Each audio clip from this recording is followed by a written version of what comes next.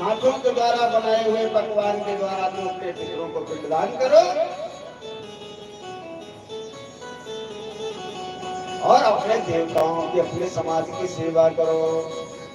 और जब कृकल ने अपनी पत्नी के हाथों के द्वारा बनाए हुआ पकवान से जब पितरों की सेवा किया, देवताओं का भोग लगाया, तो प्रत्यक्ष होकर के वहां देवता और पितर आए और उसको ग्रहण किए। पत्नी तीर्थ स्वरूपा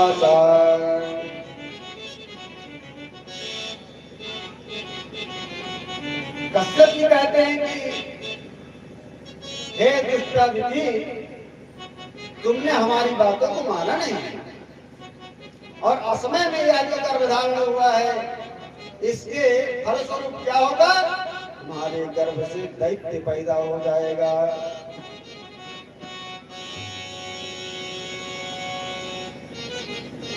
तुम्हारे गर्भ से दैत्य पैदा हो जाएगा।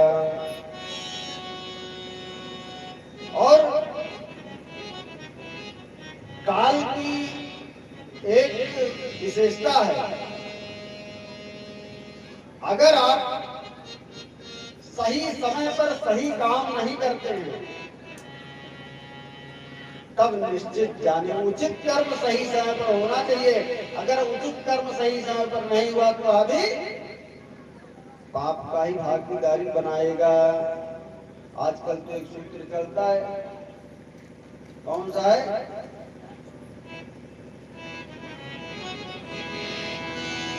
काल करे सोए आज करे, आज करे सोए अब, पल में पर ले होगी, बहुत करोगे कब।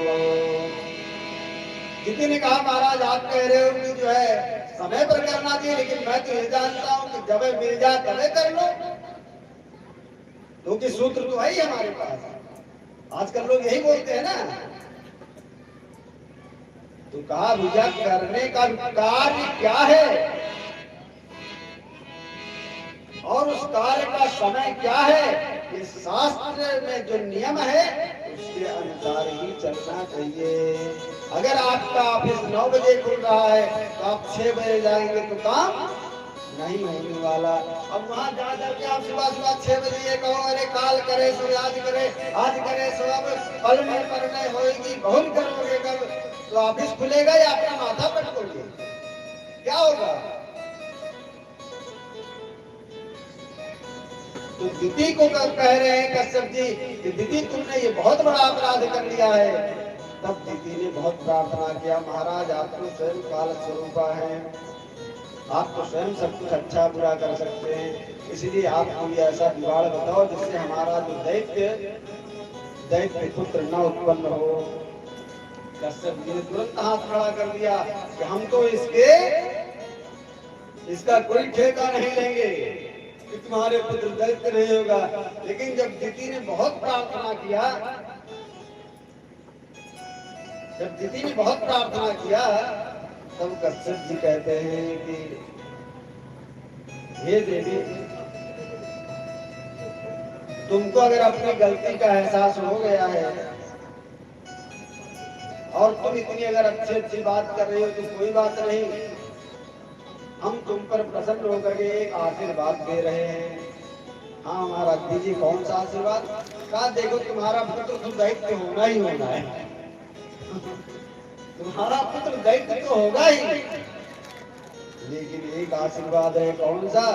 कहा उस पुत्र का जो पुत्र होगा, मतलब जो तुम्हारा नाती होगा, वो भगवत भक्त होगा। और एक आशीर्वाद और है, कौन सा? कहा जो तुम्हारा पुत्र होगा वो मरेगा भगवान के हाथ से, और जब भगवान के हाथ से मरेगा तो मैंने कल बताया था, जो भी भगवान के हाथ से मरता है वो चाहे राक्षस हो, ब्रह्मा दयालु शरणम व्रजेमा, क्योंकि वो दयालु भगवान है तो सबको शरण देते हैं।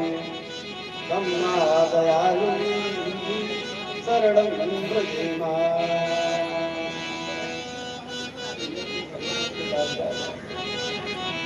थोड़ा भजन का आनंद ले लीजिए, उसके बाद आगे कथा चलती रहती है। जय श्री राधे।